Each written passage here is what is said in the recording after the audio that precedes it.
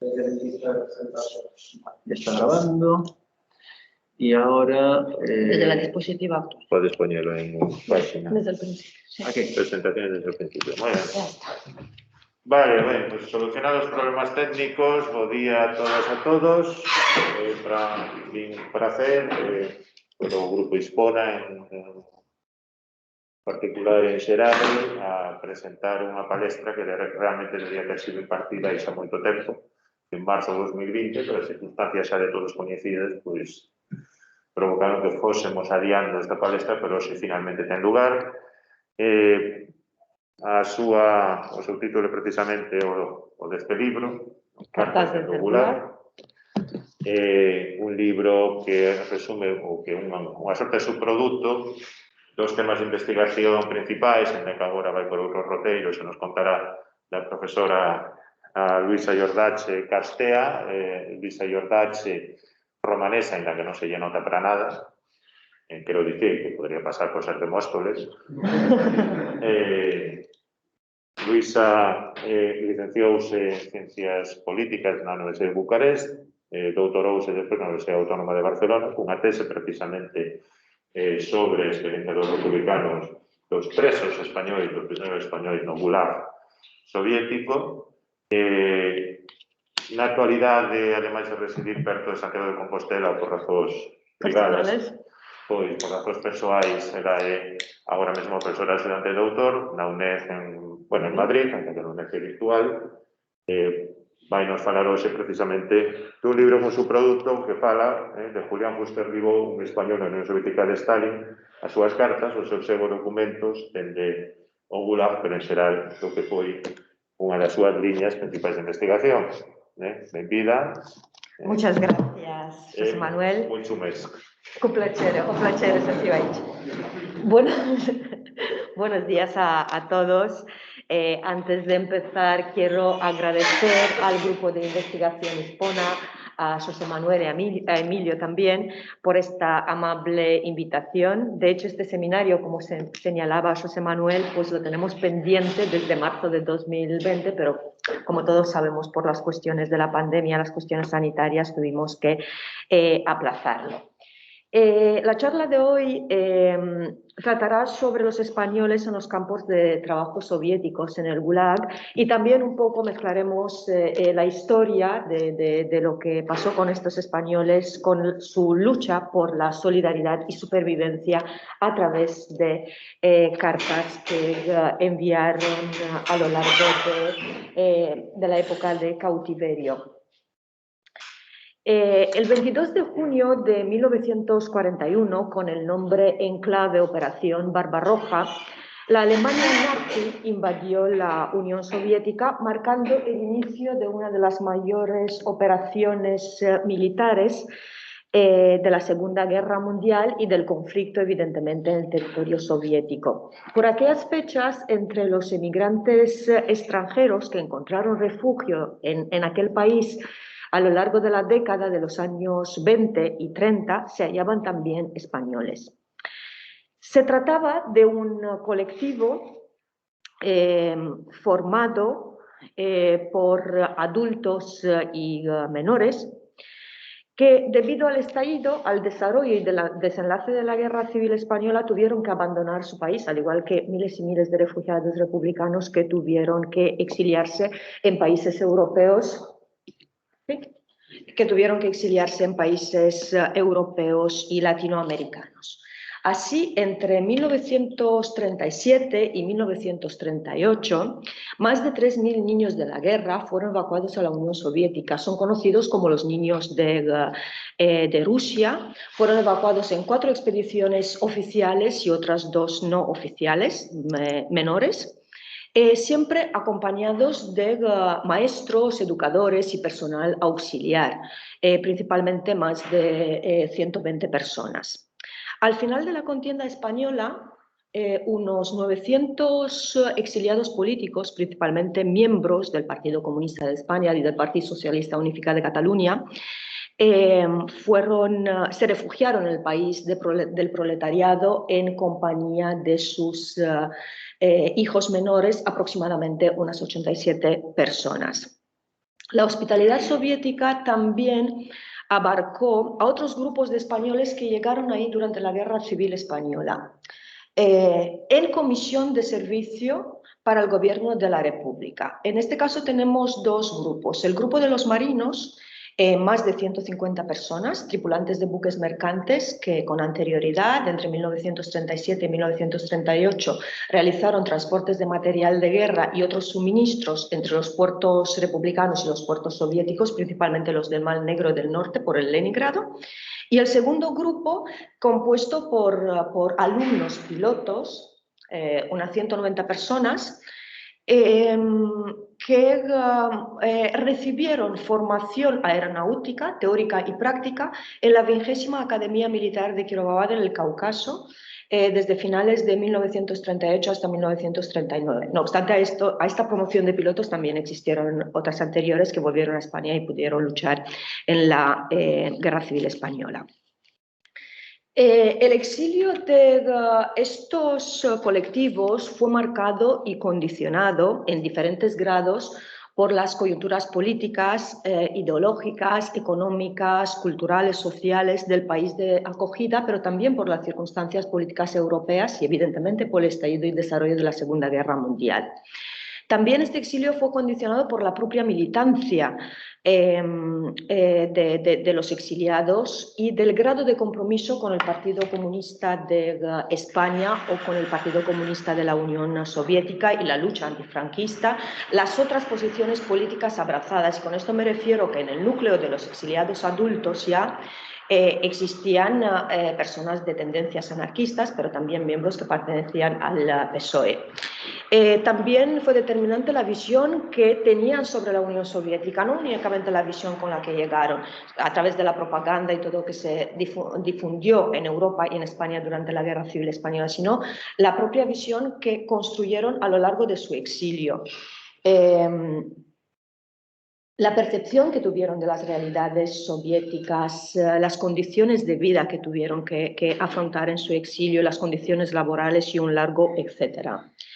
A lo largo de aquel exilio, principalmente en los años 40 y con mayor intensidad en el núcleo de los adultos, las críticas contra el Partido Comunista de España, o el PQS, el Partido Comunista de la Unión Soviética, con las líneas políticas implementadas por los dirigentes españoles y evidentemente por las autoridades soviéticas, las solicitudes de repatriación o el deseo de abandonar el país y por tanto las consecuentes visitas a las embajadas extranjeras en Moscú, la desilusión con el nivel de vida, incluso el hurto como medida de supervivencia en los años duros de la Segunda Guerra Mundial y la posguerra, pues acarrearon diferentes tipos de castigos que abarcaron amonestaciones políticas o laborales, en el caso de las personas muy vinculadas al Partido Comunista de España, que ocuparon distintos cargos, y esto a partir de 1947, que se vio exactamente en el proceso de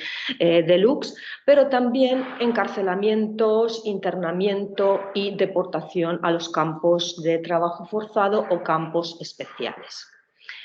Desde 1940 hasta 1956 aproximadamente, 348 españoles fueron represaliados en la Unión Soviética. Evidentemente es una cifra muy reducida si lo miramos en comparación con otros emigrantes extranjeros que fueron represaliados en la Unión Soviética, pero es una cifra reducida al igual que la del exilio republicano en aquel país, en comparación con otros países de acogida, por ejemplo, como México y Francia. De ellos, como podemos ver, el número más elevado es el de 194 niños de la guerra. Considerando delincuentes comunes, también llegaron al Gulag maestros y educadores, pilotos y marinos, y finalmente 36 españoles procedentes de Berlín capturados, pero eran trabajadores forzados del Reich, eran republicanos, que fueron capturados por las tropas del Ejército Rojo en Berlín en mayo de 1945 y fueron enviados directamente a la Unión Soviética e internados. Aunque sus caminos concentracionarios fueron dispersos, un grupo de pilotos marinos, maestros y educadores compartieron un destino común tras la invasión del territorio soviético por las tropas del Tercer Reich, sufriendo internamiento en distintos campos de trabajo forzado. Algunos de estos fueron los campos de Spassk y Kokuzek en la República Socialista Soviética de Kazajstán, en el complejo de Karlak, que fue testigo de miles de historias colectivas y personales de soviéticos y extranjeros. También fue testigo de la lucha por la supervivencia y la súplica por la libertad, que en forma de cartas llegaron a traspasar las alambradas soviéticas y también la censura, llegando a diferentes destinatarios gracias a la solidaridad de otros presos que vamos a ver a lo largo de este seminario. Estas cartas, escritas incluso en pedazos de tela, y otros escritos representan testimonios vivos de gran valor histórico, voces desde el Gulag que denuncian la reclusión y la falta de derechos en la Unión Soviética.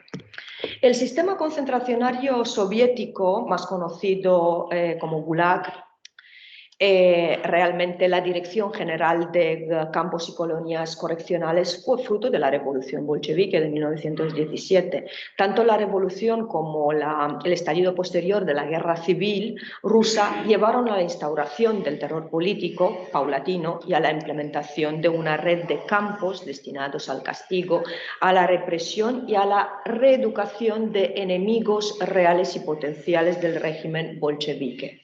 De hecho, los primeros campos de concentración empezaron a crearse en 1918.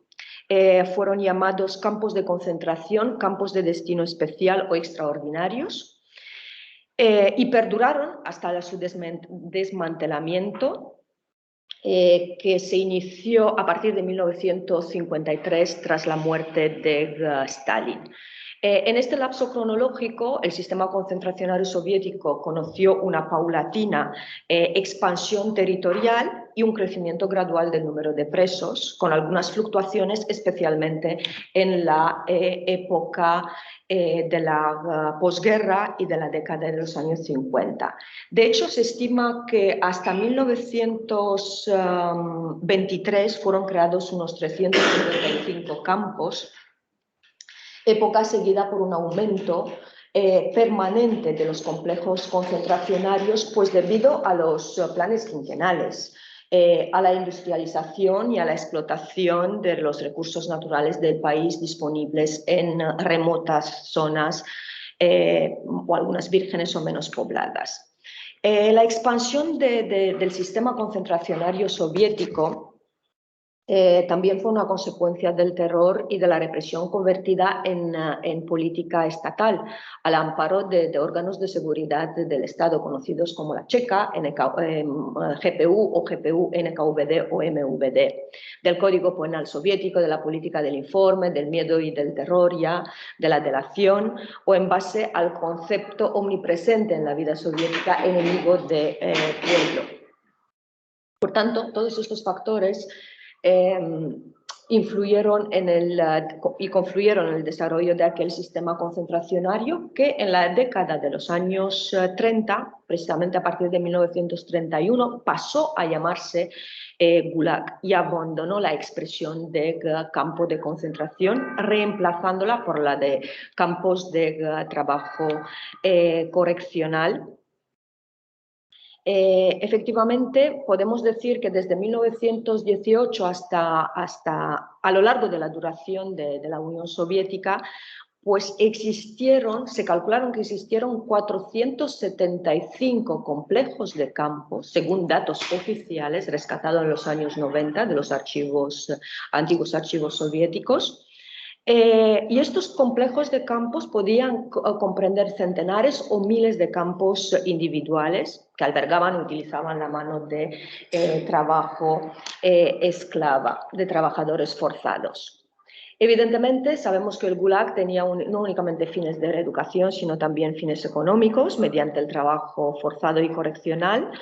Y evidentemente representó un lugar de represión no únicamente de ciudadanos soviéticos, víctimas predilectas del sistema, sino también de extranjeros.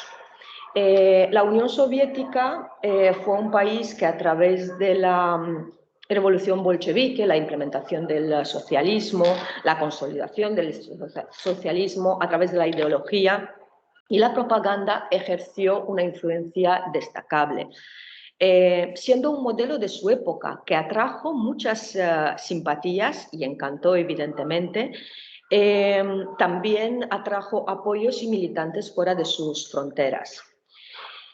Por ello, y debido al contexto político europeo marcado por crisis económica también, a finales de los años 20, principios de los años 30, también por el auge del fascismo, del nazismo, de opciones de regímenes políticos no democráticos, también marcados por la represión de los oponentes políticos y la ilegalización de los partidos comunistas de distintos países, la URSS se convirtió en un refugio de inmigrantes políticos afines, evidentemente comunistas, procedentes de Italia, Rumanía, Hungría, Polonia, Alemania, Finlandia o de los estados bálticos. Por tanto, estos extranjeros fueron dobles víctimas, ¿no? Víctimas de las tesituras políticas reinantes en Europa y en sus propios países, y también de la represión estalinista que se inició contra ellos en la década de los años 30, principalmente a partir de 1934, y fue una campaña en auge durante el gran terror estalinista entre 1936 y 1938. De hecho, durante la Gran Purga, los órganos de seguridad del Estado, principalmente el Comisariado del Pueblo para Asuntos Internos, el NKVD, la Policía Política Soviética, promulgó una serie de medidas con el fin de identificar a espías, terroristas y diversionistas entre los emigrantes políticos. Por tanto, como decía, la represión contra los extranjeros se inició en la época de los años 30 y se prolongó en los años 40, y los motivos podrían ser muy variados. Por ejemplo, contactos con otros extranjeros, conexiones con el extranjero, amistades caídas en desgracia, ¿no? Que tenían ya familiares, por ejemplo, deportados, internados o encarcelados, críticas hacia la Unión Soviética o hacia sus dirigentes, discrepancias políticas, desencanto con las realidades, con la situación del país, especialmente las visitas a las embajadas extranjeras en Moscú, espionaje al servicio de la Gestapo, al servicio del fascismo, del imperialismo norteamericano, francés y británico, y etc. Esta llamada Casa del Extranjero se prolongó en los años 40 y especialmente tras el estallido de la Segunda Guerra Mundial. Y la invasión, el estallido de la guerra en la Unión Soviética en junio de 1941, porque desató una nueva fuente de represión que afectó soviéticos y extranjeros. Y esta oleada de represión de junio de 1941 respondió a una política de seguridad estatal dirigida contra los quintacolumnistas, los traidores a la patria, los saboteadores, los sospechosos de espionaje, los colaboracionistas, etc. La escala de arrestos fue tan amplia que el NKVD, el Comisariado del Pueblo para Asuntos Internos, tuvo que suspender incluso la ficción de realidad. Se recurrió a un procedimiento que es la deportación, tal como la conocemos, y el internamiento. No habían arrestos. No había arresto, proceso o condena. Se llevaban a la gente, los metían en los vagones de tren, algunos que hemos visto en las diapositivas anteriores, y les enviaban a campos de trabajo forzados. Esta última medida, el internamiento, la deportación y el internamiento, afectó a un grupo de españoles, pilotos marinos y maestros internados en campos de trabajos forzados, tras la puesta en marcha de la Operación Barbarroja, y en la posguerra a aquellos grupos de republicanos españoles que fueron detenidos en Berlín. Junto a la deportación y al internamiento, otros caminos que condujeron a los campos del Gulag fueron la detención, el encarcelamiento en las famosas prisiones moscovitas. Algunas imágenes hemos visto al principio de este PowerPoint, famosas por las torturas ahí aplicadas, por la rigurosidad del proceso concentracionario y carcelario, Lubianka, Lefortovo, Sujanovska o Butyrska. Algunos españoles y muchos extranjeros y soviéticos llegaban a los campos del Gulag en calidad de presos políticos. Esto significaba que ya los habían encarcelado, ya los habían condenado y debían purgar su condena, principalmente en base al artículo 58 del Código Penal soviético, que abarcaba 14 delitos contrarrevolucionarios contra el Estado. Como he dicho, dentro de la categoría de presos políticos, pues también figuraban españoles procedentes de todos los colectivos, pilotos marinos, minos de la guerra, exiliados políticos, encarcelados y condenados en distintas épocas a lo largo de los años 40. Aparte, otro episodio muy triste realmente es la existencia de españoles, precisamente niños de la guerra, ya un poco jóvenes y adolescentes, condenados por hurto, también delito estipulado en el Código Penal soviético en el apartado de delitos contra el patrimonio. Fueron castigados como delincuentes comunes y cumplieron largas penas equiparables a las de los presos políticos en campos de concentración del Gulag. A veces en remotas zonas siberianas, simplemente por haber robado principalmente comida durante la Gran Guerra Patria, como fue conocida la Segunda Guerra Mundial en la Unión Soviética y en la posguerra, épocas de gran penuria y hambre. Así que no obstante, dentro de este panorama, la mayor ola de represión contra los españoles se desarrolló en junio de 1941, cuando Beria, comisario del Pueblo para Asuntos Internos del NKVD, ordenó el internamiento de los españoles en el campo de concentración de Norilsk, en el norte de la Unión Soviética, en el Círculo Polar Ártico. Evidentemente nos podemos preguntar por qué fueron detenidos estos españoles, principalmente marinos, pilotos y maestros y educadores. Pues se fundamentaron en una negativa de estos de incorporarse al trabajo en la Unión Soviética, puesto que ellos querían salir de la URSS o volver a España para reunirse con sus familias. Por tanto, hicieron una serie de gestiones ante las embajadas extranjeras en Moscú, principalmente entre la francesa, italiana y alemana. El amigo de antes se había convertido en enemigo a partir de junio de 1941 y, por tanto, principalmente esta es su razón de la deportación y de su internamiento. Así, a partir de junio de 1941, de hecho el 25 de junio de 1941, se inició la etapa concentracionaria de estos grupos. Fue el comienzo de más de una década, estuvieron 13 años, algunos un poco más, por diferentes campos de la Unión Soviética, como los de Kharkov, Krasnoyarsk, Norilsk, Karabaspas, Kokusek y otros campos occidentales como Odessa, Stalino, Cherepovets, etc. No obstante, el periodo de internamiento más largo lo pasaron en los campos de concentración de Karagandá, en la República Soviética Socialista de Kazajstán. Aquí, en algún momento, habíamos visto algún mapa de los campos de Karagandá. De hecho, se trataba de un sistema de campos que surgió en el mapa concentracionario soviético en 1931, con una extensión territorial de 17.000 kilómetros, es decir, lo que equivalía casi a la mitad del territorio de países como Bélgica, Suiza, Dinamarca. El Karlag fue la abreviatura del campo de trabajos, de los campos de trabajos correccionales de Karagandá, y fue una de las islas más grandes del archipiélago Gulag, el archipiélago de Solzhenitsyn. Tenía el centro administrativo en la ciudad de Dolinka, que próxima a Karagandá. al lado de estos campos, y bueno, aparecieron otros campos especiales, por ejemplo, como Steplag, campos especiales a partir de la Segunda Guerra Mundial, después de la Segunda Guerra Mundial, destinados al internamiento de presos políticos más peligrosos, considerados como más peligrosos. Pero lo que nos interesa a nosotros es que los españoles fueron enviados primero al campo de Spas, número 99, y después a un campo de concentración, al de Kokusek, que estaba a 500 metros de Spas, especialmente destinado para internados civiles.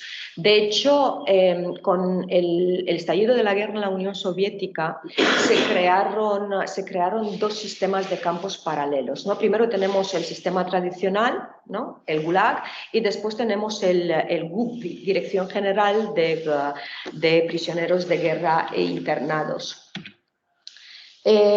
Conocida como GUPI. De hecho, os adelanto que en algún momento prisioneros de guerra de la División Azul, capturados en el Frente del Este, principalmente en el Leningrado, fueron enviados al campo de Spas, destinado exclusivamente a los prisioneros de guerra, y convivieron a 500 metros de los internados republicanos, ¿no? Las dos Españas que volvieron a encontrarse en tierras lejanas en la estepa kazaja.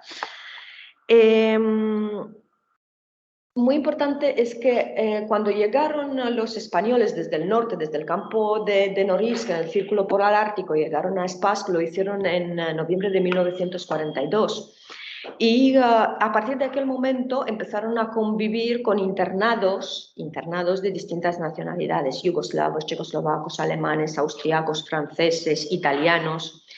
Este internamiento en Spas duró solo 5 meses, durante los cuales pues, hicieron trabajos forzados, principalmente en la recogida de material de una fundición en ruinas próxima al campo.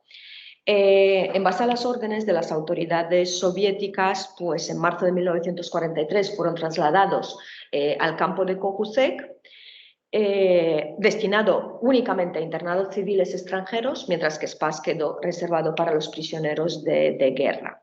Como decía uno de los pilotos republicanos, Kokusek representaba la viva imagen de la deportación, un auténtico campo de concentración, según recordaba el piloto Emilio Salupaya. Con una extensión de 300 metros de longitud y unos 200 metros de ancho, el campo estaba rodeado de 3 líneas de alambrada, seguridad reforzada por torres de vigilancia con guardias armados que por la noche duplicaban su número y efectuaban rondas con perros de vigilancia. Pues las condiciones de vida en el campo de Kokusek, al igual que en muchos de los campos de trabajo forzado de la Unión Soviética, eran muy duras. Los españoles lucharon por su propia supervivencia entre la pésima higiene, la sanidad deficiente, el hambre, el trabajo forzado, las temperaturas extremas en la estepa kazaja, el calor veraniego y el frío de invierno, las largas jornadas laborales.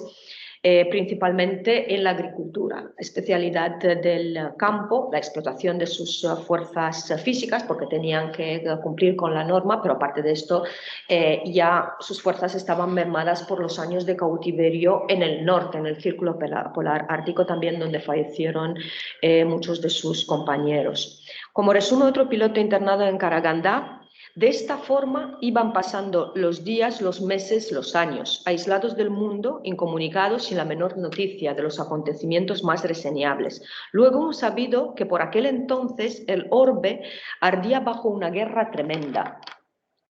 Para nosotros nada de aquello existía, habíamos perdido la noción del tiempo, nos habíamos convertido en un animal que vegeta y cuya única y terrible obsesión era comer para no morir. Tengo la impresión de estar vacío una vez más. En mi cerebro hay una laguna sin recuerdo, un mar muerto, una estepa nevada, un cielo gris. El aislamiento propio del mundo concentracionario también fue agravado de alguna manera por las circunstancias bélicas que ellos desconocían. Pero con el final de la guerra y la llegada de la paz, las autoridades soviéticas iniciaron un paulatino proceso de repatriación de internados extranjeros, no de prisioneros de guerra, y así recuperaron la libertad checoslovacos, rumanos, yugoslavos, austriacos, etc.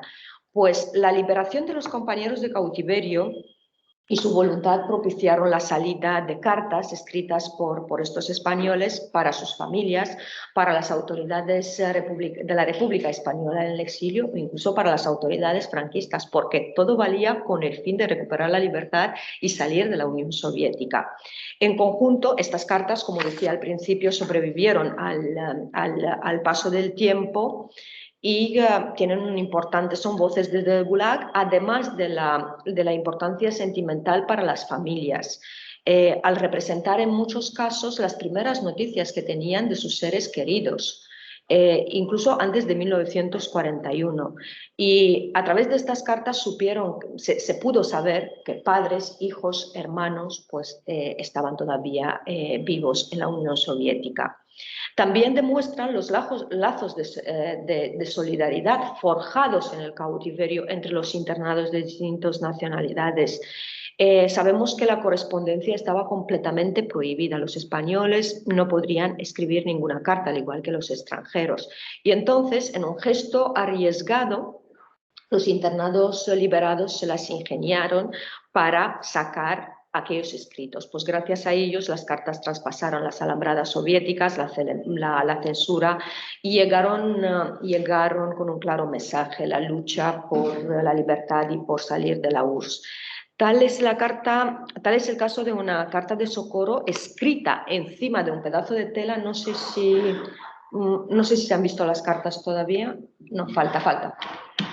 Escrita sobre un pedazo de tela por un piloto gallego, José Romero Careira, en nombre de todos los españoles. Decía que, encontrándome en el año 38 en el ejército republicano, fui enviado por ese mismo gobierno a la Unión Soviética para hacer un curso de piloto con un grupo de 60 personas que, una vez terminada, hemos hecho gestiones para nuestra repatriación, las cuales no han tenido escrito por causa de la guerra. En el momento de entrada en la URSS en la guerra contra Alemania, he sido internada en compañía de 26 españoles de mi escuela, que nos juntamos con otro grupo de marinos españoles. Ruego a ustedes hagan las gestiones necesarias de este gobierno para nuestra repatriación. El mensaje, las cartas son muy sencillas, el mensaje también es sencillo. Otra carta que salió del campo de Karagandá en el mismo periodo fue dirigida a Eleanor Roosevelt, impulsora en aquel momento de la Declaración Universal de los Derechos Humanos. Y decía: nosotros, gente sin un credo político firme, deseamos la vuelta a la patria sin importarnos el matiz político del gobierno. Así lo hemos manifestado repetidamente desde que terminó la guerra en Europa a las autoridades soviéticas, sin obtener respuesta alguna y sin conseguir siquiera comunicación postal con nuestras familias. Ruego a ustedes se interese por nuestro caso junto con el gobierno español, para ser repatriados con la mayor brevedad, y comunique a mi familia mi existencia y deseo para que ellos hagan también por su parte lo posible con tal objeto. Profundamente agradezco, y así mis compañeros, por su intervención humanitaria a favor de aquellos que se encuentran privados de los derechos más elementales de humanidad. También hay otras cartas dirigidas a las familias, y aquí tenemos la carta de dos marinos gallegos también. He sacado un poco el perfil gallego, y resumen así los años pasados en cautiverio. Los españoles que nos encontramos en este campo de internados esto también es una caja de madera y alpargatas hechas por los marinos gallegos en el campo de concentración de Coxec durante el internamiento. De hecho, vendían estas alpargatas a los jefes del campo y tuvieron mucho éxito porque podrían recibir un poco un trato más favorable. Decía la carta, los españoles que nos encontramos en este campo de internados llevamos 5 años sin noticia alguna de nuestras familias. Supongo que os habrá sucedido cosa por el estilo a pesar de nuestros esfuerzos por comunicarnos. Llevamos 10 años no pudiendo conseguir nuestra repatriación y los 5 últimos esclavizados, si no fuese una cosa tan delicada para un país que pregona tanto el bien, hace mucho os habrían pedido nuestro rescate. Desde que terminó la guerra no pararon las autoridades locales de prometernos nuestra repatriación a plazos cortos que nunca se cumplen. Menos mal que del campo ya últimamente sale la gente para sus patrias, por lo que podéis tener noticias nuestras e incluso a nosotros. Pero temo que no sea así y que pretendan liberarnos a alguna ciudad dentro de Rusia, por lo que os rogamos hagáis lo que esté de vuestra parte para conseguir nuestra repatriación. Bueno, muchos de los internados también memorizaron la relación nominal de los presos españoles, también sus señas, sus direcciones, y escribieron cartas de su puño y letra a las familias.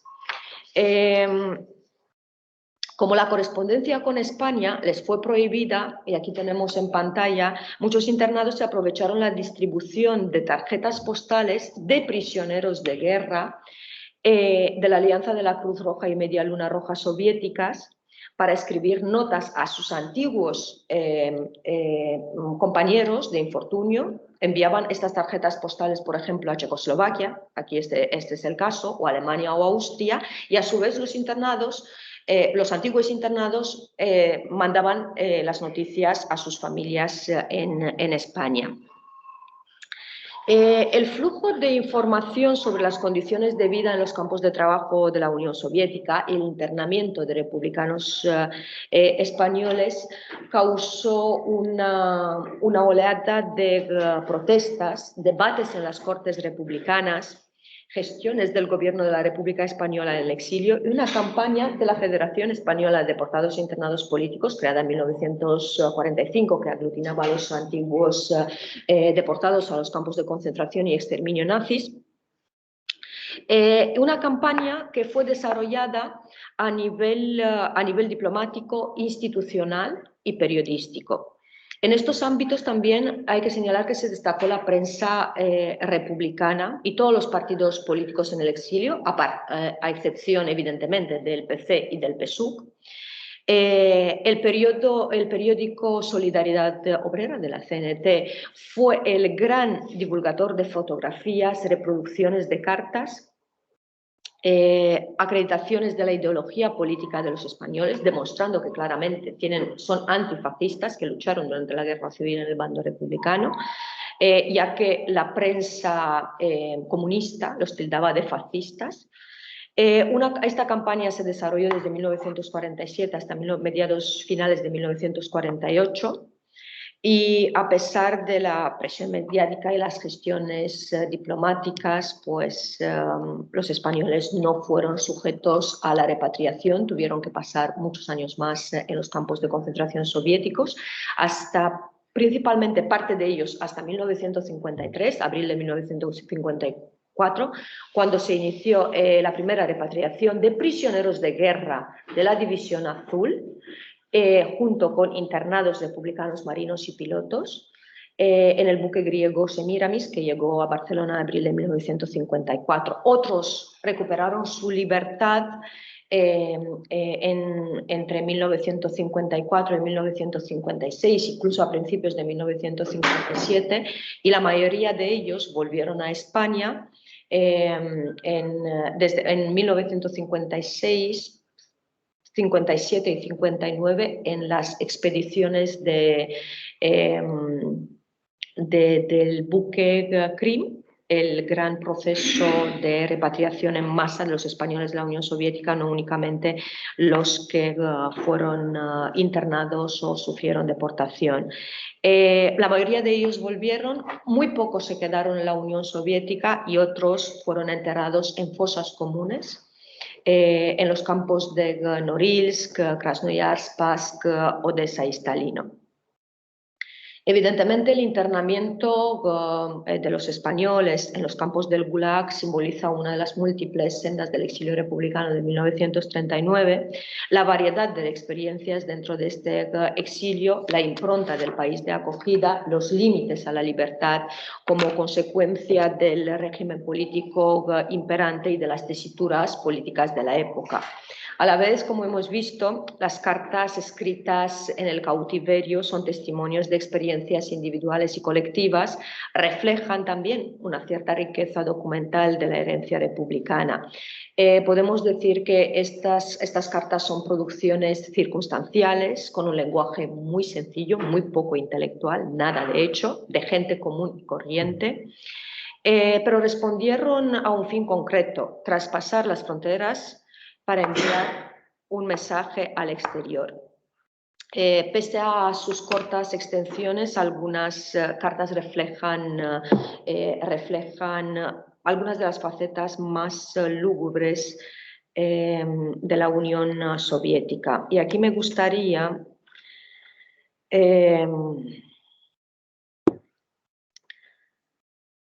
leer un párrafo, a mi entender es uno de los más emotivos sobre lo que ocurrió en un campo de concentración, es el testimonio de Julián Fuster-Ribó, nacido en Vigo, por tanto también médico gallego, sobre un episodio ocurrido en 1954 en el campo especial de Steplag, un campo destinado a la reclusión de presos políticos más considerados como más peligrosos. La rebelión de los presos, que acabó aplastada por las orugas de los tanques. Hacia las 4 de la madrugada me despertó el tronar de un cañoneo. Salté de la cama y, medio adormilado, no podía comprender lo que oía en mis oídos. Un tiroteo no me había sobresaltado, pues ya conocía bien las metralletas de los soldados. Pero ¿dónde podía proceder el cañoneo? Sin avanzar de la sorpresa, unos presos irrumpieron en el hospital, llevando a algunos de sus compañeros heridos. Mi asombro no tuvo límites. El muchacho presentó una herida de metralla que le había destrozado todo el músculo izquierdo. No podía volver en sí ante herida insólita en tiempos de paz.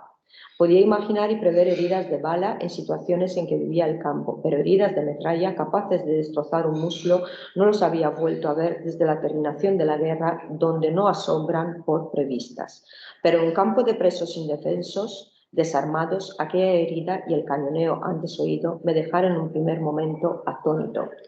Unos segundos bastaron para que el herido expirara sin que yo hubiera todavía recobrado el espíritu suficiente para empezar a actuar como cirujano. Siguieron a este herido decenas de otros que en pocos minutos llenaron todas las salas y los pasillos del hospital. De nuevo tuve que revivir las escenas de hacía 40 días, solo como cirujano, para atender una avalancha de heridos de metrallas graves. Eran las 4:30 cuando entré en quirófano. Este médico gallego, cirujano, estuvo operando 2 días hasta que se desmayó en la sala de operación, evidentemente por agotamiento. Evidentemente, esta es una carta muy larga, en la que describe lo que ha ocurrido en 1954 en Steplag, cómo una rebelión de los presos fue asfixiada completamente por los tanques y por la barbarie política y la barbarie humana. Es una denuncia en cuanto al proceder de las autoridades soviéticas que no tuvo en ningún momento respeto a los derechos humanos y a la libertad de opinión y de movimiento. Pues nada, puedo decir que en su conjunto estas cartas desde el Gulag fueron una súplica por la libertad, una herramienta para denunciar lo que pasaba en la Unión Soviética, pero también una herramienta fundamental para la supervivencia y para preservar la esperanza. Pues nada, muchísimas gracias.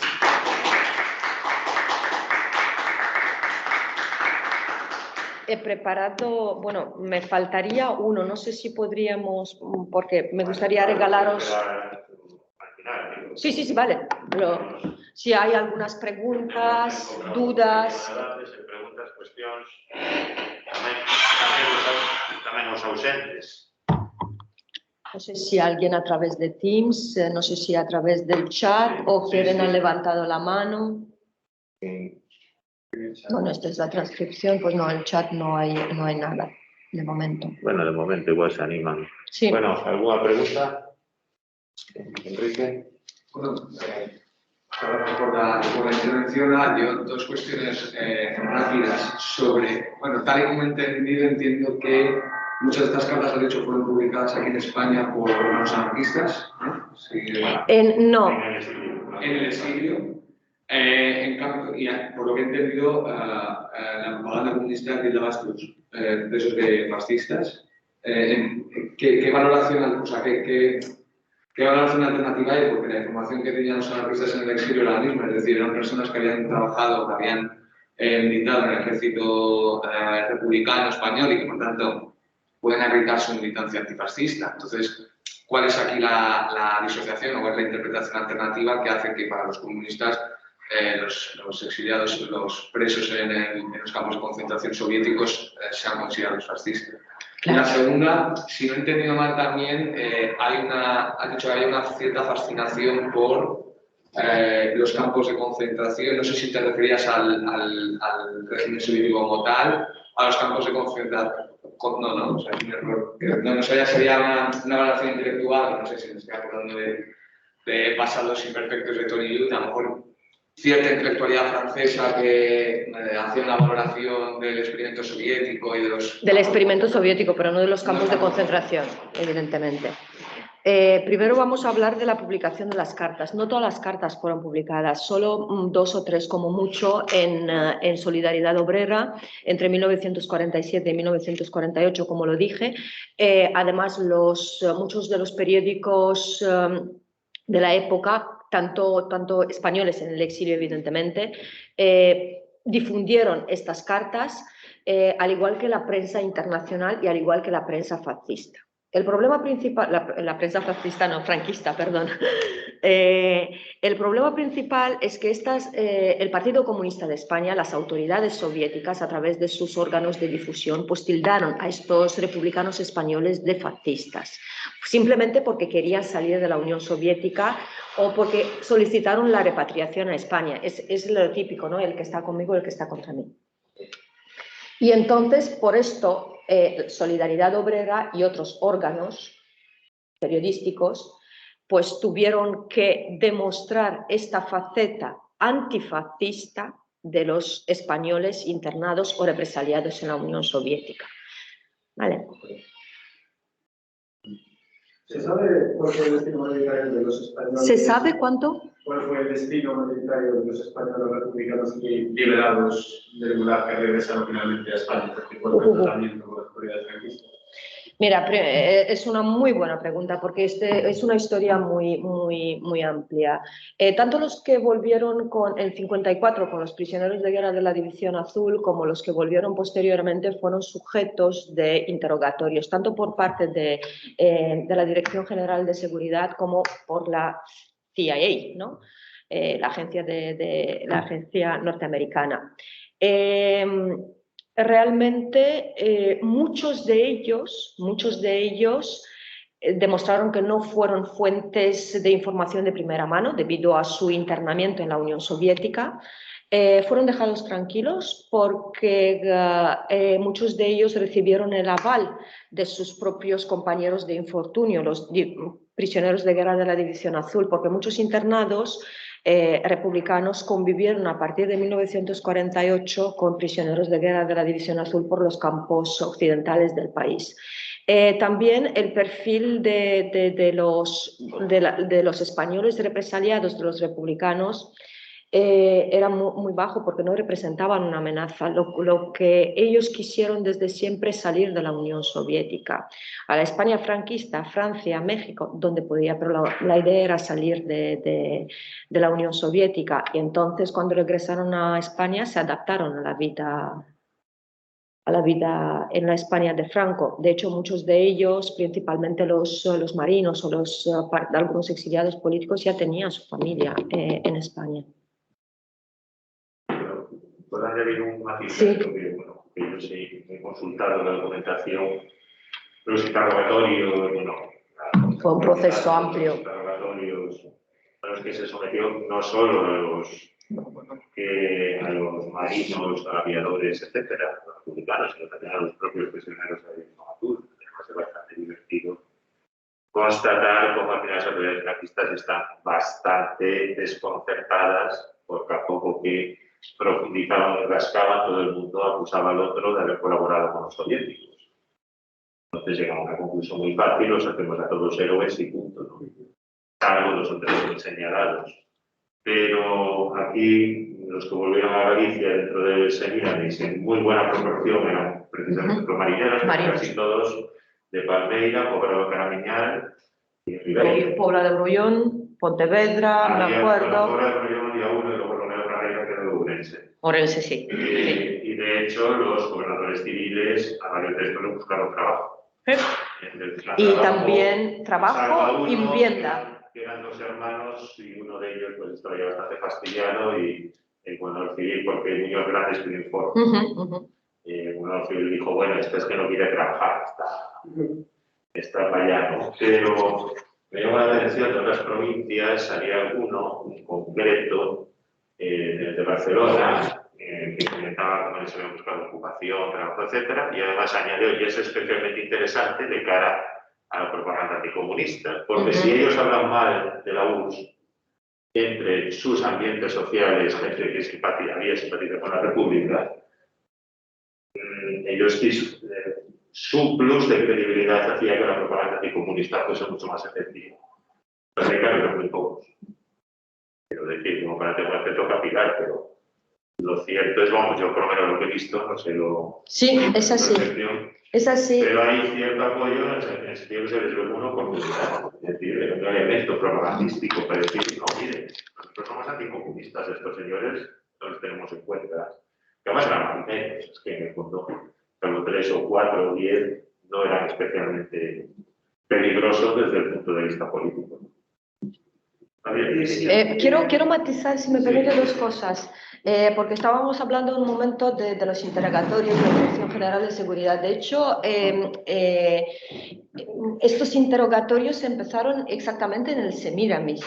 No sé si cuando enfermeros de la Cruz Roja, bueno, cuando llegan a Estambul. Estambul, exactamente. Ahí está porque ahí Delegado Nacional de Combatientes y ya empiezan ya empieza a establecer un poco el perfil de los repatriados.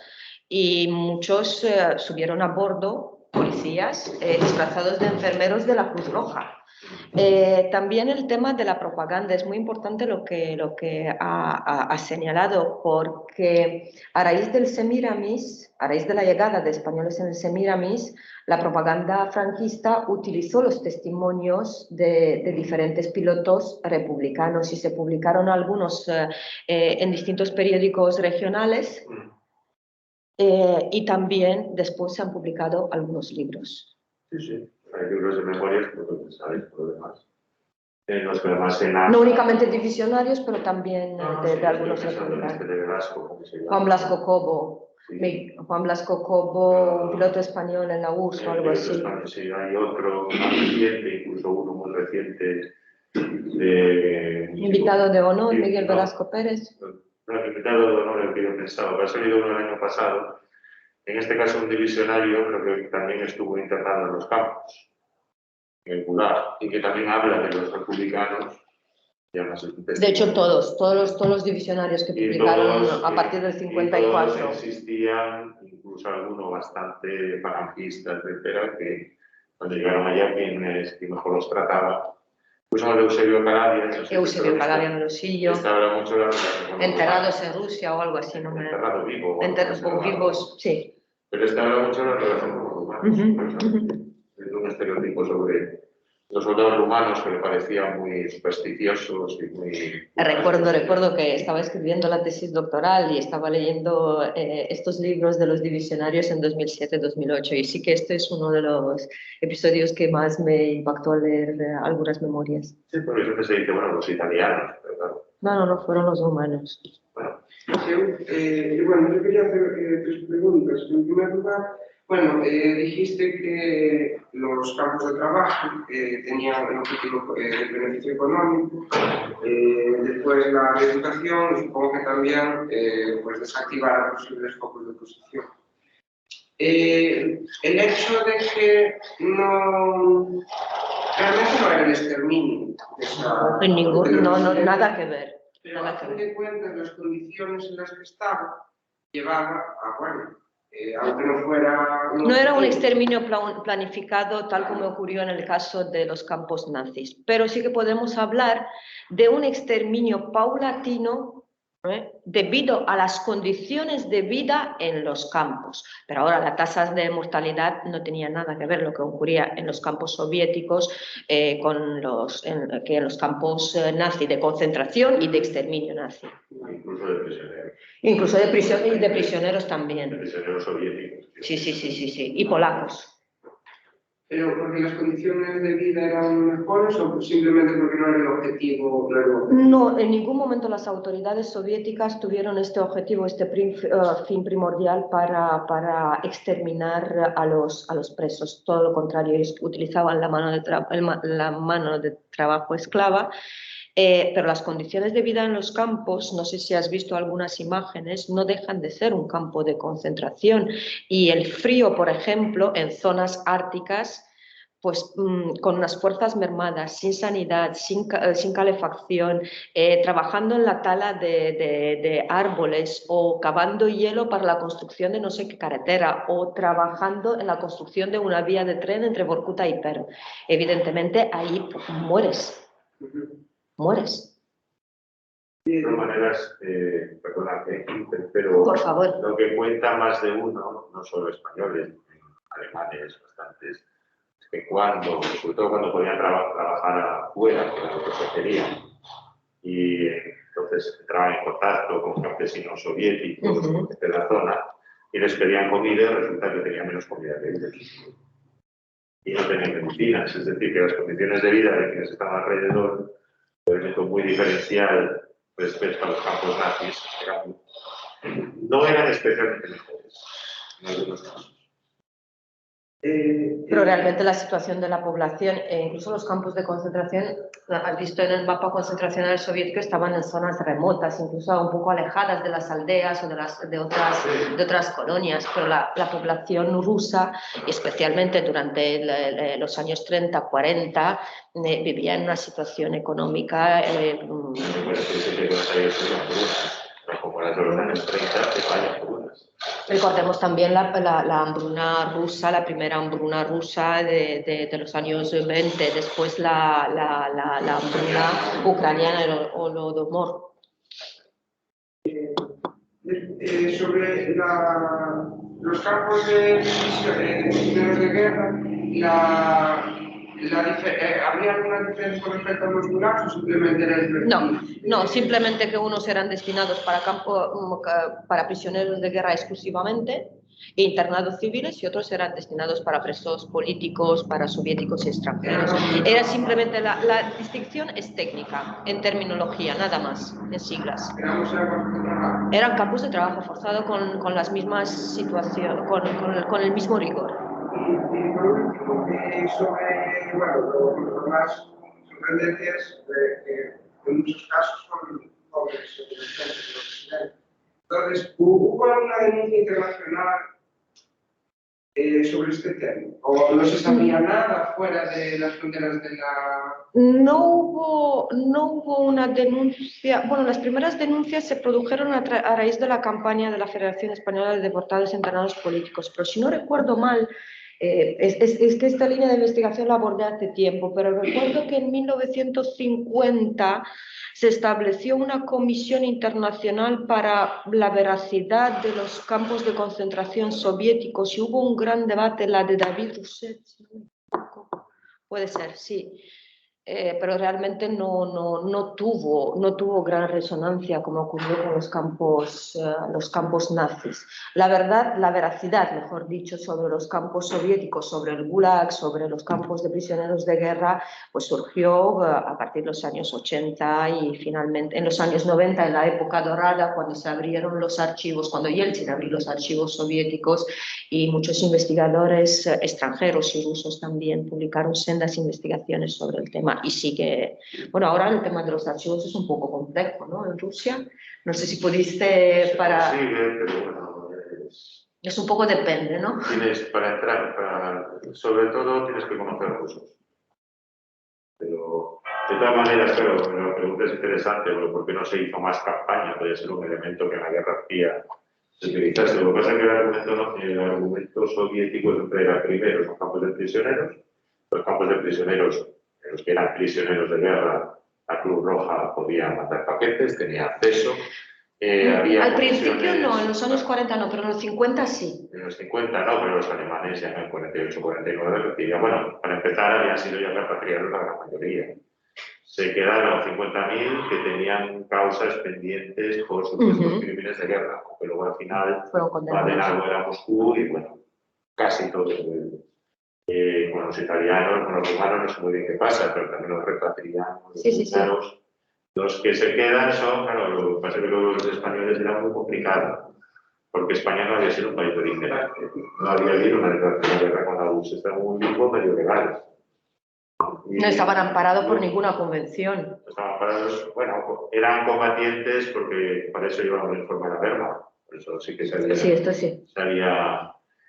Entonces no se pueden mandar paquetes, lo que pasa cuando empiezan a volver italianos, rumanos, sobre todo alemanes, pues escriben a los familiares, en fin, hay toda una serie de vías indirectas con las que ellos comunicaban. Pero claro, el argumento de la Unión Soviética es A, son prisioneros, que se quedan, es B, por temas de crímenes de guerra, y C, son campos de trabajo y tienen que ayudar a la reconstrucción. Era toda la propaganda de la RDA en aquel momento era a nuestros chicos les viene muy bien trabajar unos años allí para reparar el daño causado por Alemania en la Unión Soviética, lo que todavía nadie me ha explicado bien, en parte porque no, bueno, no sé si tú tienes más datos sobre esto, pero lo que todavía queda por explicar, porque falta un libro que se llama Franco y Stalin. Es decir, las posiciones de Stalin, lo que se hace falta hacer los papeles de Stalin, la comunicación interna del NKVD, es porque Stalin se guarda esa baza de profesionales españoles, los podía haber liquidado a todos. Y no habría pasado nada. Claro. No habría pasado nada. Sin embargo, se mantuvo ahí como baza. Hay quien dice que por un tema para presionar a Franco en algún momento, porque para obtener después algún tipo de acuerdos comerciales, ¿no? Prisioneros por naranjas, ¿no? Y hay quien estipula que luego todas las gestiones del 54 es un padre jesuita, el padre Oltra, perdón, que a través de la Cruz Roja Internacional, Ginebra, etcétera, y se ven en Suiza. Hay quien supone que ahí empiezan algunos contactos que luego llegan a establecer relaciones comerciales. En los años 60, por ejemplo, ahí pues, un jovencito empresario llamado Ramón Mendoza, que luego presidió un club de fútbol, le ganó algún dinero. Pero no está muy claro, yo sigo todavía sin tener muy claro por qué Stalin simplemente no lo liquida. Lo guardo ahí como baza. Sí. No lo sabemos. Hay una matización que quiero hacer en relación al por qué no se utilizó el tema del Gulag como propaganda en el marco de la Guerra Fría. Pensamos que en 1953 Stalin falleció y a partir de este mismo año empieza el proceso de desmantelamiento de los campos de concentración soviéticos y el periodo de liberaciones masivas.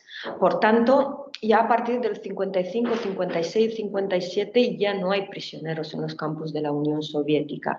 Sí que se mantuvo, por ejemplo, el complejo concentracionario de Permia, muy famoso en los años 60-70, ¿no? Para los presos políticos más recalcitrantes que digamos. Y hay otra cuestión, otra matización, el tema de los acuerdos comerciales. Falta evidentemente un libro sobre las relaciones hispano-soviéticas, hispano-franquistas, sobre... Las actitudes, si se quiere. Bueno, había relaciones, pero sí las Sí. percepciones mutuas. Percepciones mutuas por las relaciones entre comillas, me refería porque evidentemente España, la Unión Soviética nunca reconoció el régimen franquista. Entonces, no sé si en los archivos del Ministerio de Asuntos Exteriores, el de antaño, el que estaba en el Palacio de Santa Cruz, me topé con mucha información sobre las gestiones realizadas por el régimen a través de terceros países, a través de intermediarios para obtener la liberación de prisioneros de la División Azul, pero también la repatriación de los niños de la guerra. Y si no, me imagino que conoces muy bien el libro de Luis Suárez Fernández o Franco y la URSS o algo así. Ahí reproduce una serie de documentos o alude a documentos sobre unas posibles relaciones comerciales entre España y la URSS mediadas a través de Suiza y el Cairo. Esta documentación sí que existe, pero bueno, parece ser que no ha llegado, las negociaciones se realizaron. Si no me recuerdo, fue el diplomático Terrassa, algo así, el que medió con los soviéticos. Todo tenía una muy buena impresión, pero después a partir de 48-49 pues ya no siguieron estas gestiones. Sí que han habido gestiones, el del Padre Oltra, el del Comité Internacional de la Cruz Roja de Ginebra, y también de un periodista español franquista en Londres, que estuvo hablando con distintos diplomáticos soviéticos. Si no me acuerdo, fue en 1900. Bueno, no me acuerdo los nombres. Yo tampoco. Bueno, la memoria nos falla. Bueno, nos hemos derivado y ya no sé. Sí, no, En primer lugar, quería gracias por la presentación, que me ha parecido muy interesante y muy enriquecedora. Y tenía un par de preguntas. La primera era por el tema de la prensa y los medios de comunicación en general durante esta etapa. Si optaron por el olvido, la ocultación, y esto era una realidad que no se transmitía a la opinión pública soviética, o se manipulaba y se vendía pues, de la manera que al régimen le interesaba y se utilizaba propagandísticamente. Se utilizaba propagandísticamente, todo. ¿Te refieres a nivel en la Unión Soviética? Sí, ¿no? dentro de la Unión Soviética. La prensa soviética estaba como sometida a un control extremadamente riguroso por parte de las autoridades estatales, por el Politburo, por el Comisariado Político de Asuntos, Comisariado del Pueblo para Asuntos Internos. No había una línea oficial fija que había que mantenerla, y evidentemente el fin de todo esto es la propaganda. No creo que en los periódicos soviéticos, Pravda, Izvestia, etcétera, se hayan publicado noticias sobre los campos de concentración, sí, sobre los traidores a la patria, sobre enemigos, sobre espías infiltrados en los órganos estatales que dañan la revolución y la construcción del socialismo, etcétera. Sí, esto sí. ¿Dónde estaban? ¿Cuánta gente había? Por ejemplo, ¿Se ha establecido un campo en nada. Y luego la otra sobre el presente. Hoy en día, ¿cómo está la situación en Rusia respecto a la memoria de esto? Si es algo que aparece en los libros de historia de divulgación en general, en los manuales escolares, o es un tema que se sigue todavía tapando un poco. Y luego a nivel historiográfico, se estudia con tranquilidad, hay mucho debate sobre esto, debate historiográfico sobre si es un tema controvertido, más o menos ya hay una línea sentada en la historiografía rusa que va por una misma línea en general. Mira, yo creo que la situación en Rusia en este momento es bastante peculiar, pero yo creo que los historiadores, de cierta manera, han tenido cierta libertad para construir una historiografía sólida en base a documentación de archivo, porque gracias a ellos, gracias a su labor, muchos investigadores occidentales pues, hemos podido tener acceso de primera mano. Y esto me refiero en los años 90, pero también a principios de este siglo. También los mismos historiadores, las mismas víctimas de la represión, los supervivientes, todavía lo que quedan, que creo que queda ya cada vez menos,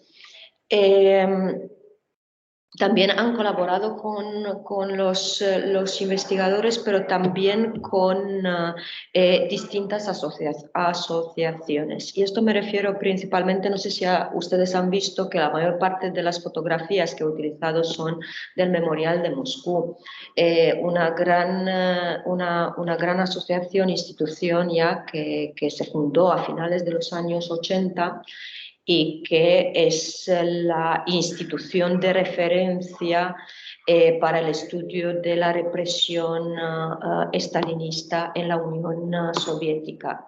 Realmente los afanes, la situación política en la Unión Soviética pues hace peligrar esta institución que realmente fue acusada recientemente de agente extranjero, ¿no? Lo que nos recuerda un poco a la terminología de los años 40. Y entonces está condenada un poco a la desaparición debido a la política del presidente Putin. Considero que el Memorial de Moscú es Memorial Society, creo que es. Sí. Es la institución clave para el estudio y la divulgación en distintas formas, porque no hablamos únicamente de libros, también de los archivos que esta institución preserva y que ha hecho público para los investigadores a través de las exposiciones, una serie de actividades institucionales muy interesantes, muy relevantes. Y sin el memorial, que es una red en realidad de memoriales en distintas zonas de la antigua Unión Soviética, pues creo que este tema puede caer en el olvido. Por otro lado, claro, hablamos de Rusia, pero también podemos hablar de otras antiguas repúblicas socialistas soviéticas, como es el caso, y lo conozco más de cerca porque estuve en varias ocasiones ahí en la república, en Kazajstán. Realmente, y ahí sí que se han implementado una serie de memoriales que reconstruyeron, por ejemplo, el memorial de Dolinka, es el memorial de las víctimas de la represión totalitaria stalinista, creo que este es el título, si no me equivoco. También sobre un antiguo campo de concentración destinado a la reclusión, especialmente de mujeres. A Smolensk también fue construido un memorial.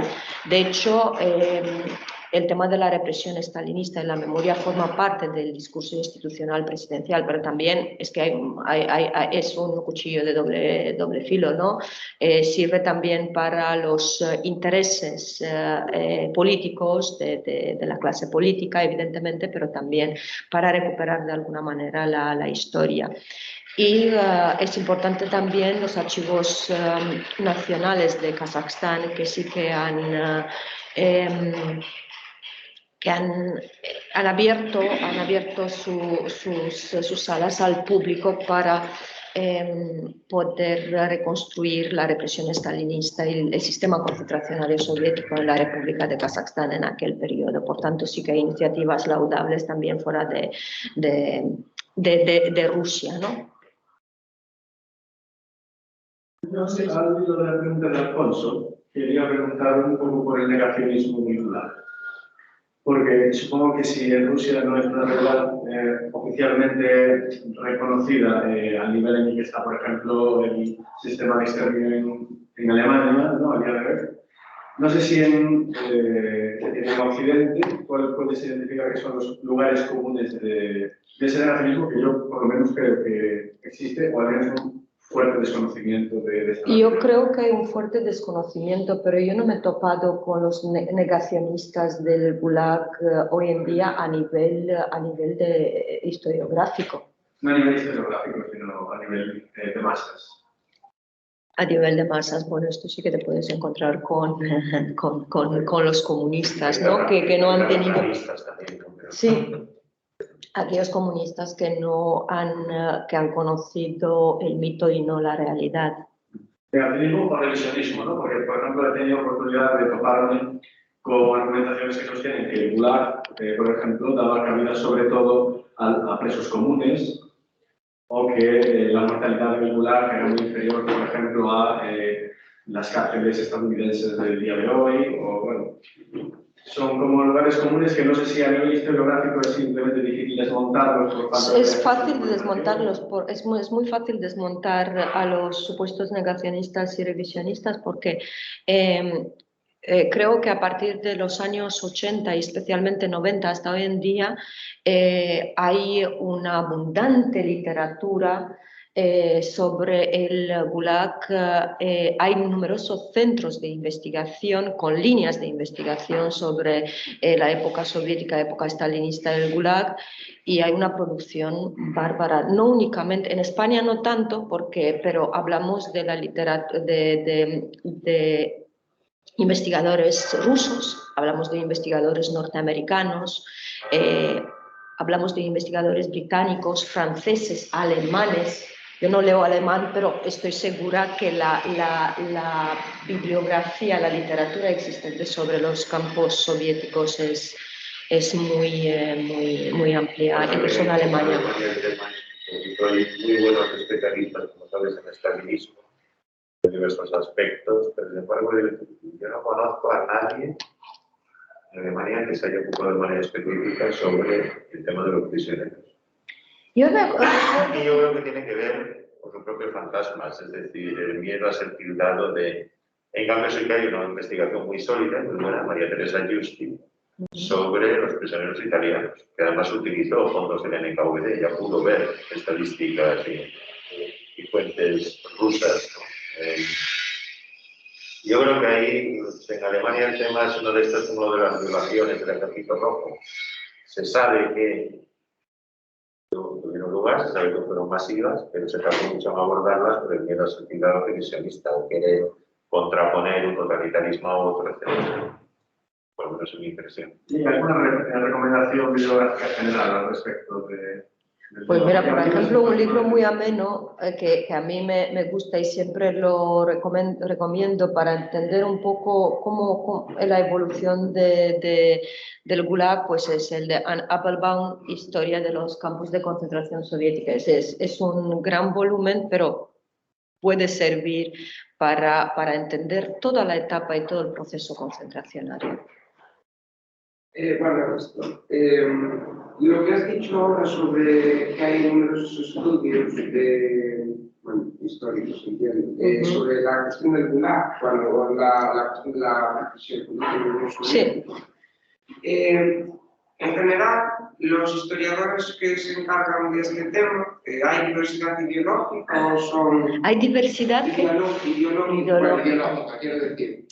Si son historiadores conservadores, porque aquí en España tenemos una tradición, bueno, son historiadores, pero bueno, por la cuestión de las checas, por ejemplo, de igual sobredimensionar su papel, y me gustaría saber si con respecto a este tema en concreto, en el caso de la Unión Soviética, podría existir un fenómeno similar. En el caso de la Unión Soviética, en el caso de los historiadores. Sí, claro, sí, claro. Porque es cierto que aquí, en España, existe bueno, un conjunto de personas que, bueno, impiden machaconamente la idea de, bueno, el terror rojo, la guerra civil, la cuestión de las checas. Y bueno, también el contexto de la guerra civil y la larga victoria, ¿no? También fueron determinantes en esta configuración de la historiografía española, entre comillas, ¿no? Yo creo que en el caso del Gulag no he visto esta ruptura, ¿no? entre historiadores conservadores, entre historiadores defensores a muerte no sé, de los males del Gulag, que el Gulag fue el mal supremo, no me suena. Hay algunos, me imagino que los norteamericanos, pero yo no los metería en la historiografía clásica, la historiografía de la guerra civil. ¿Cómo se llama? Claro, pero son historiadores o son como biólogos. No, hay historiadores profesionales. Lo que pasa, a ver, yo hablo de lo que conozco o de lo que he visto también, ¿no? En general, los historiadores rusos, los mejores suelen estar fuera de Rusia. Sí. Ahora se está invirtiendo dinero en algunas universidades y tal, y siguen presos de una tradición muy positivista. Esto sí. Entonces, son útiles porque van a los archivos o porque ellos consiguen que les dejen ver los archivos. Lo digo, mi colega Boris Kovalev de Novgorod. No lee inglés, no se entera de la discusión internacional, pero él pudo ver pues, los archivos de la Comisión Regional del NKVD de 1944-45, hizo una serie de una macroencuesta de todas las zonas ocupadas de la zona. Entonces él seleccionó los españoles. Entonces ahí tienes una serie, simplemente pues solo con los testimonios que te dan, pero son realmente buenos, ¿no? Ahora la interpretación que hay. Luego en Rusia yo tengo la sensación de que hay una idea de que Occidente no nos entiende, que están demasiado presos de una mitología izquierdista y que por tanto no se dan cuenta de que es verdad. En fin, así empezamos de la tradición española, empezando por Fontana.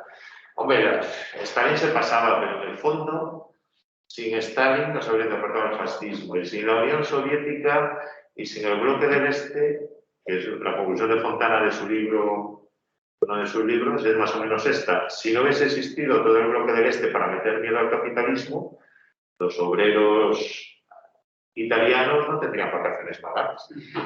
Claro, pues es una manera de decir, bueno, que luego los pueblos rumanos, los tal, pues se tenían que aguantar aquello. Bueno, hombre, sí, pero en el fondo era bueno, ¿no? Eso es algo que Hobsbawm también insinúa. Y ellos yo creo que después de tantos años de relatos sobre la Gran Guerra Patria, sobre la Gran Revolución de Octubre, etcétera, pues ahora experimentan una reacción bastante fuerte. En fin, el documental este Kovalev, yo visitando el Kremlin de Novgorod, me presenta por ahí un tipo de televisión local y dice, mire, aquí un profesor Núñez y tal, que es gallego como el caudillo. Sí. Yo la verdad es que casi son los demonios. Yo le dije, oye, a mí no me gusta que me recuerden que un asesino de masas nació. Dice, bueno, asesino de masas. Franco al lado de Stalin era un aprendiz. Lo que pasa es que ustedes no lo ven así. Entonces yo le dije, bueno, a ver, si comparan números absolutos, pues que la Unión Soviética es mucha gente. Y el territorio también. Es que... Las magnitudes, pero ahora si comparas en términos relativos, pues habría que matizar muy mucho, ¿no? Y también es verdad que desde aquí a veces pues hay una cierta tendencia que no me toque usted en exceso el mito. Y entonces lo que habrá mucha gente, te lo digo, podríamos hablar más con nombres y apellidos, ¿no? Sí. Pero que Stalin era malo, vale, pero Lenin era bueno. Sobre todo porque ya en cuanto el Consejo de Comisarios del Pueblo ya toma las primeras decisiones, después de octubre del 17, de noviembre, directamente, ya se acuerda la constitución de los gulags, ya se aprueba partidas presupuestarias para los campos de prisioneros. O sea, Lenin no era necesariamente mucho mejor que Stalin.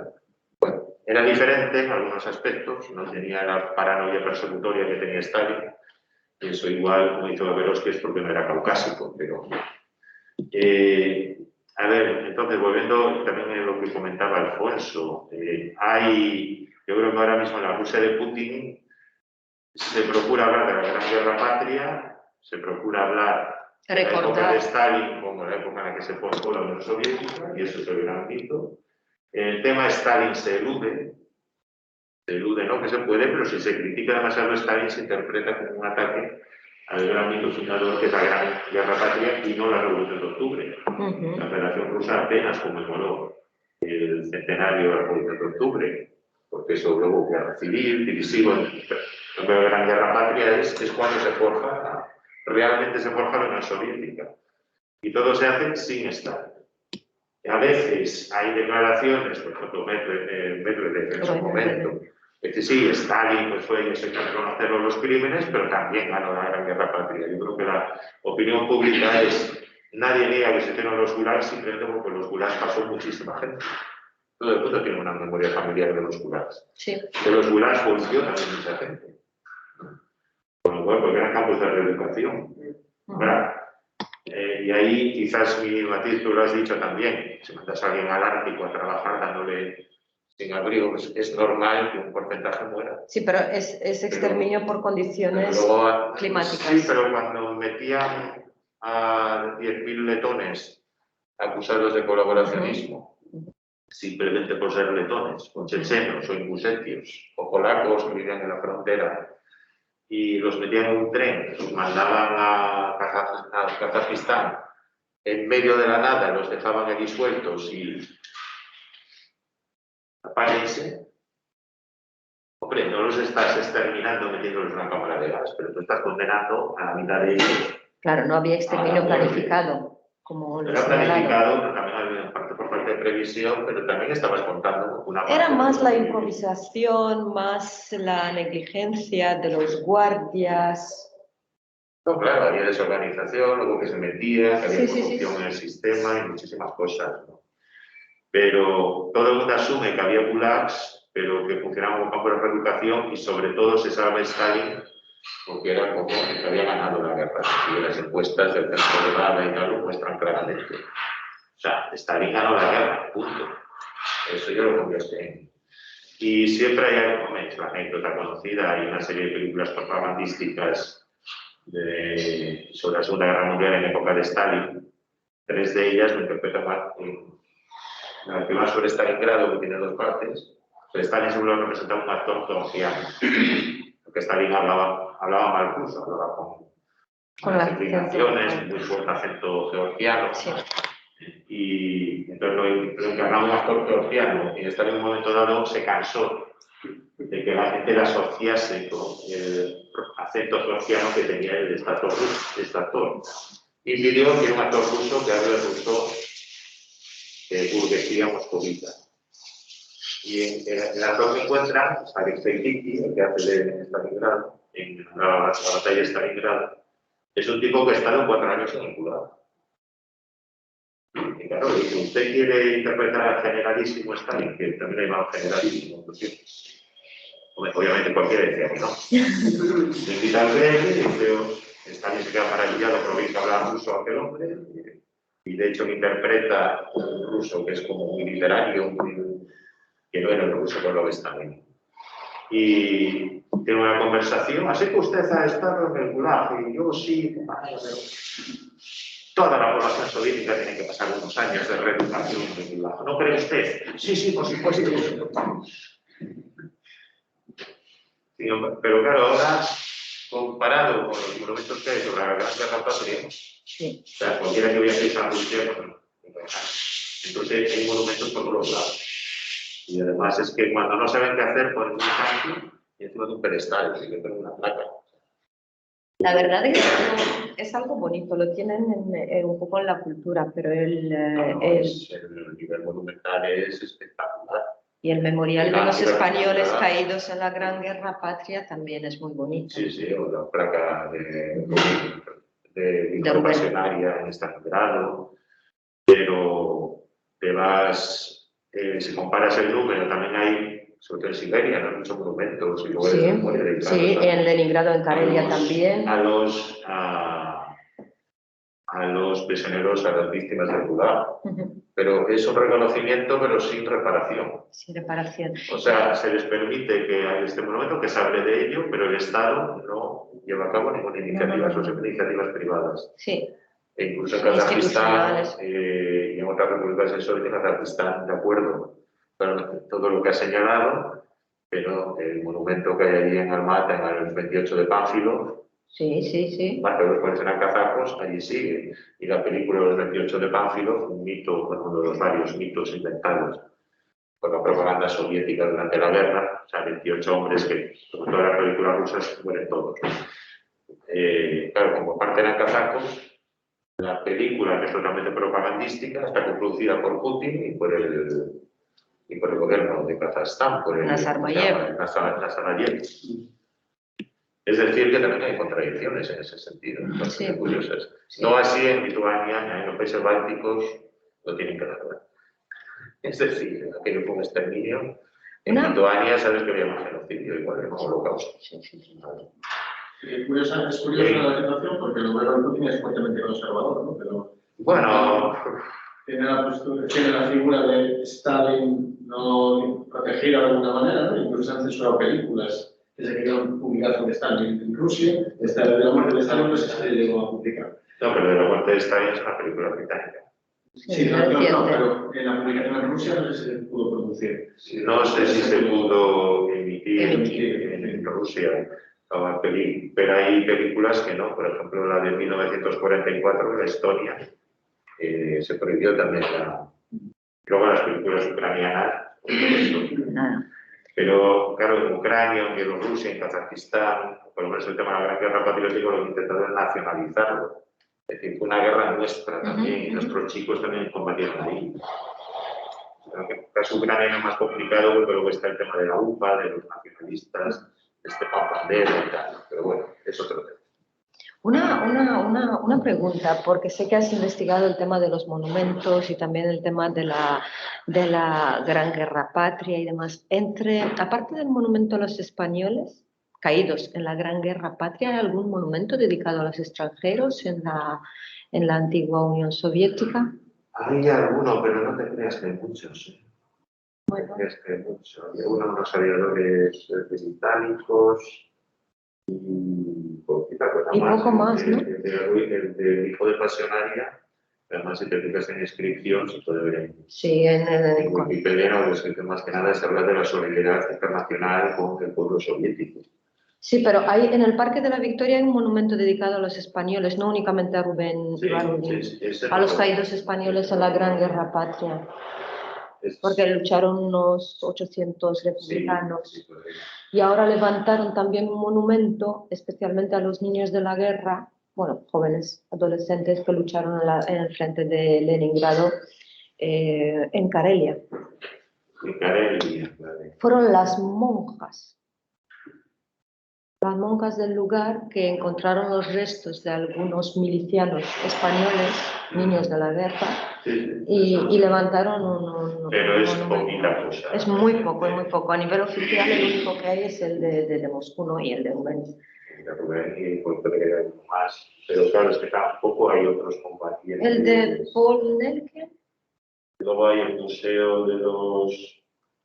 que está cerca de Moscú, que sigue existiendo, el Museo del Antifascismo para los prisioneros alemanes que colaboraron con el Comité Alemania Libre, que fue inaugurarlo Honecker en su momento, y que ahí tienen incluso el manuscrito de alguna de las novelas clásicas que viejas. Ahí, no me acuerdo de la cuestión de los campos, pero lo digo después. Pero, por ejemplo, yo no sé si hay algo semejante, pongamos por caso, los prisioneros rumanos que luego acaban combatiendo con el ejército rojo, la división sublevada a Tudoreno, la de Dimitrescu, o sí, bueno, discúlpame, sí.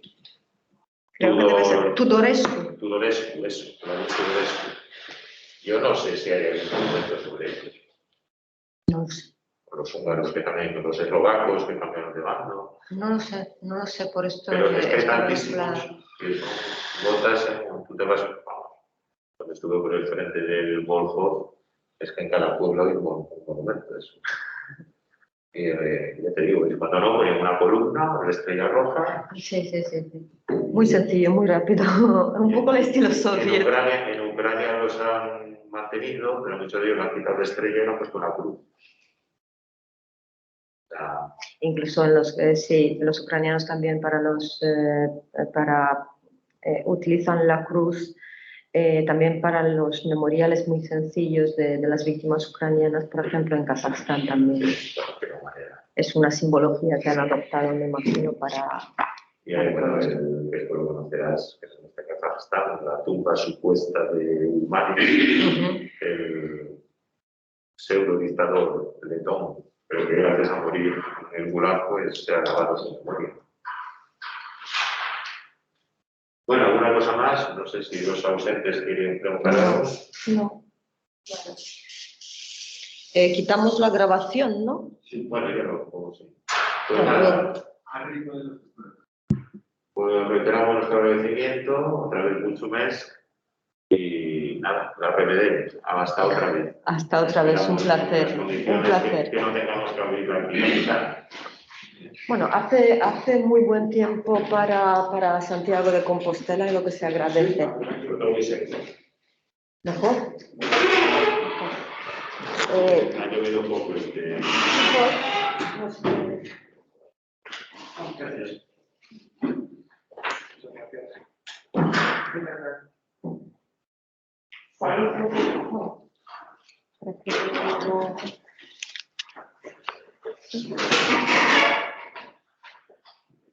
Espera, pensamos aquí.